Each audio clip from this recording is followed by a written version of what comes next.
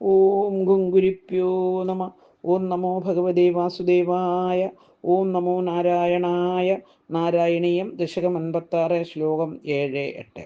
പീതാംബരം കരവിരാജിത ശംഖചക്രകൗമോദഗീ സരസിജം കരുണാസമുദ്രം രാധാസഹായമതിസുന്ദരമന്ദഹാസം വാദാലേശമനിശം ഹൃദി ഭാവയാമി.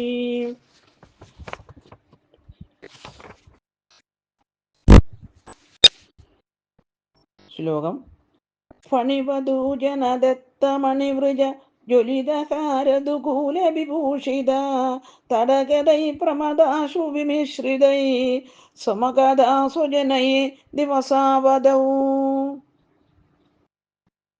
അന്വയം അർത്ഥം.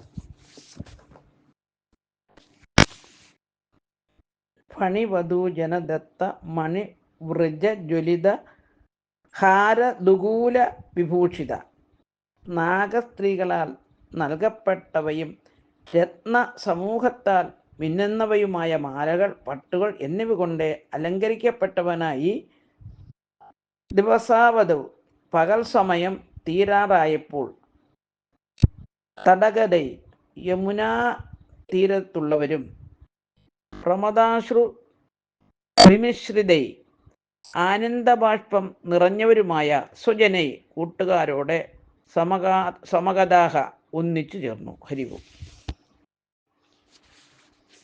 സാരം. കാളിയ പത്നിമാർ ദിവ്യരത്നശോഭ വഹിക്കുന്ന മാലകളും പട്ടുകളും എല്ലാം ഭഗവാനെ സമർപ്പിച്ച് ദിവസാവസാനത്തിൽ ഭഗവാൻ ആനന്ദബാഷ്പം ചൊരിയുന്ന ഗോപന്മാരോടെ ഒന്നിച്ചു ചേർന്നു. ഹരിവും. ഓം ഗുങ്കുരിപ്യോ നമ. ഓം നമോ ഭഗവതേ വാസുദേവായ. ഓം നമോ നാരായണായ. ശ്ലോകം 8. നിശിപുനസ്തമസവൃജമന്ദിരം വൃജിതുമക്ഷമയേവ ജനോത്കരേ സ്വപതി തത്ര ഭവച്ചരണാശ്രയേ ദവകൃശാനുരന്ത സമന്തദഃ. അന്വയം അർത്ഥം.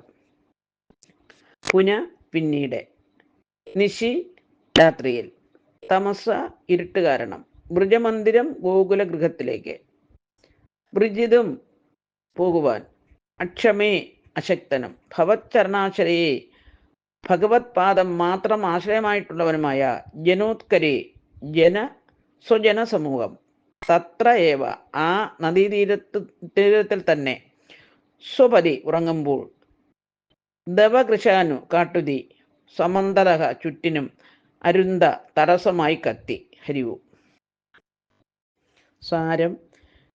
അന്ധകാരത്താൽ അന്നു രാത്രി തന്നെ ഗോകുലഗൃഹത്തിലേക്ക് മടങ്ങാനാവാതെ ശരണമായ ഭഗവാൻ ഒന്നിച്ച് യമുനാതീരത്തിൽ തന്നെ അവർ കിടന്നുറങ്ങി.